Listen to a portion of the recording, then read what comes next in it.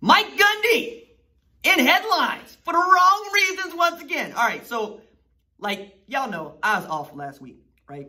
But that didn't mean like I took a break or anything like that, because, you know, sports is what I love and it's part of my life. And then I get this email on July 3rd, like saying, hey, look, we went through a thorough investigation here at Oklahoma State University. We found no issues of racism in Mike Gundy's program, although we did find that he was very bad about having relationships with his players. I took umbrage with this being sent at 8:30 p.m.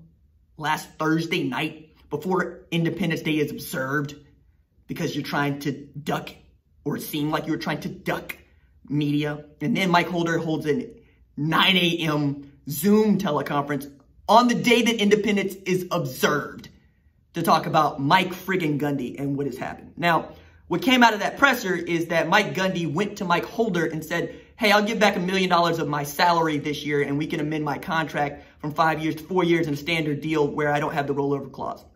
It means that by the time Mike Gundy's contract expires, he will have been head coach at Oklahoma State for 20 years and his kid, Gunner, will have graduated from college. It feels like they're setting up for him to be shown the door. That said, Mike Gundy had $1 million to give back in 2020 at a time when 30 million folks don't have jobs.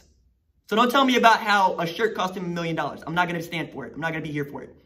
He had $1 million. He could just be like, hey, look, here's 7 figures, more money than most people are going to see in their life. You can have it. And then we're supposed to treat that like a win. No, it got worse for Mike Gundy. It got worse because a column in the Tulsa World quoted, among others, Melvin, Gilliam, Tatum Bell, Vernand Morency, and of course, Thurman Thomas, about just what is going on at their alma mater. Now, carry with this, Gundy was the 13th highest paid coach in college football last year, making $5.1 million. Now, his buyout is also down from 75% to 50% of what they own. So if he makes another mistake, it seems like it'd be easier to get rid of him. But the things that are going to sting are what his former players and teammates have said. Tatum Bell rushed for over 3,400 yards at Oklahoma State and played for Gundy while he was an offensive coordinator in those 2000s. He said, it would be tough for Gundy to sit down in my living room and try to recruit my son, little Tatum, knowing you feel a certain way towards people. I don't want to get too political, but if you coach a football team with predominantly black kids, you have to find a connection and relate to them. Gets worse for Gundy. Vernand Morency, who led the team in rushing in 2004 when Gundy was a coordinator, said, you can't piss on my leg and tell me it's raining. We know he'll recoup that $1 million. I don't see where a real solution or real answer to talk to these parents in the black and brown community of these kids they're trying to recruit is. I just don't see what they did or what solution they came up with. All I see is that university renegotiated a bad contract that they issued. And when I read this contract, that's exactly how I felt. Who let this go? It's the same thing that happened with Travis Ford. You can't give the man a raise, so you wanted to make it harder to fire him? That doesn't make any sense. And if Mike Gundy was going to threaten to leave you for Tennessee, then let him go. It's okay. This is the only head coaching job he's ever had, and it was only the one that he ever wanted. He said as much. Gets worse for Gundy. We have Thurman Thomas, who is a Pro Football Hall of Famer, who said, among other things, in 1991 that Oklahoma State University was a beneficiary of an insurance policy he took out. He said, had we had that relationship when I left Oklahoma State over the next 15 or 16 years, I would have had a better determination of what Mike Gundy is. Talking about this allegation from Alfred Williams that dates back to 1989 when he swears up and down that Mike Gundy called he and others the N-word. Thomas said, I can't sit here and say he's a racist or he's not racist. I don't know Mike Gundy. I know him from 1.5 years that I played with him, and I don't think that builds a relationship, which is a hammer. But the bigger hammer here comes from Melvin Gilliam, who said, among other things, why is it that I have Barry Switzer's number in my cell phone, but not Mike Gundy's? Now, I'm fond of poking at older folks, right? You know that from listening to this show, right? They poke at me, I poke back, it's cool. But I sent a text to a friend of mine who is of a certain age and who played big time football. And I said, man, this getting back in the locker room stuff really, really matters to you guys. He said, yeah, it does. It matters to us old heads. Why does it matter to us old heads? Because we were sold that. We were told you are in this. This is who you are. This is your fraternity. This is your family. Forever and ever, amen. We will be loyal to you. You will be loyal to us. That's the only way that this works. And in that way, I understood. I understood because that's what I felt like I was being sold when I went to college. I felt like I was being sold that the University of Tulsa would take care of me. That I would get into it, or I would get out of it what I put into it.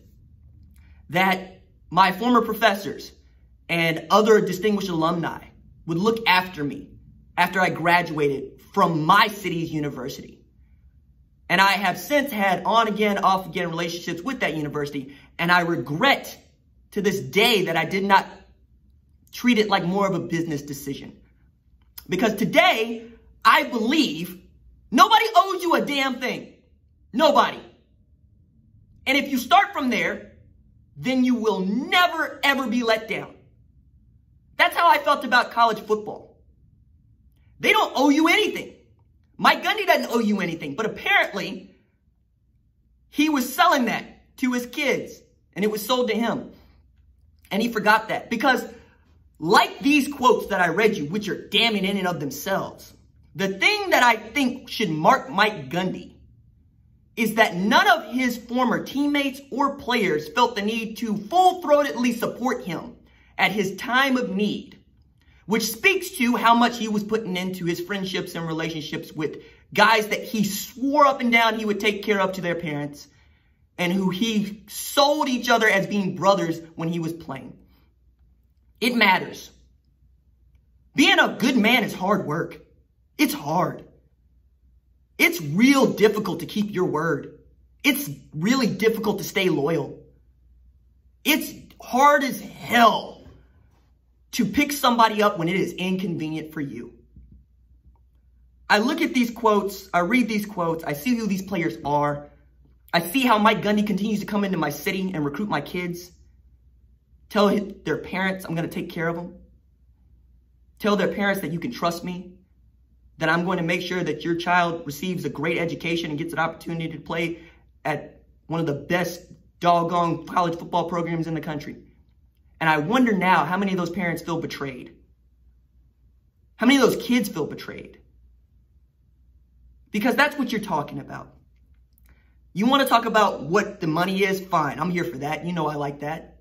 You want to talk about what recruiting is going to look like? You know I'm here for that. But if you want to talk about culture, you want to talk about family, and you're going to bring Mike Gundy up in discussion, I'm going to hit you with these, and I'm going to force you to defend them. Because as much as we have seen and heard about these changes that are going to occur, and this money that he's kicking back into the pot, and the amount of attention that he's going to pay to his players from here on out, actions, brother. I'm here for actions. I'm not here for your words. I'm certainly not here for a millionaire who's going to tell me that he's going to change up after 30 years of doing the same job in the same way. Who was loud about being a man at 40. Who would call millennials soft and liberal snowflakes. No, sir. That might work with an older crowd. It ain't going to work here. Because unlike many of you, I read the paper. And I continue to read the paper. And I continue to listen when Mike Gundy speaks. And I choose to believe he is who he tells me he is. It's up to him whether or not that actually changes.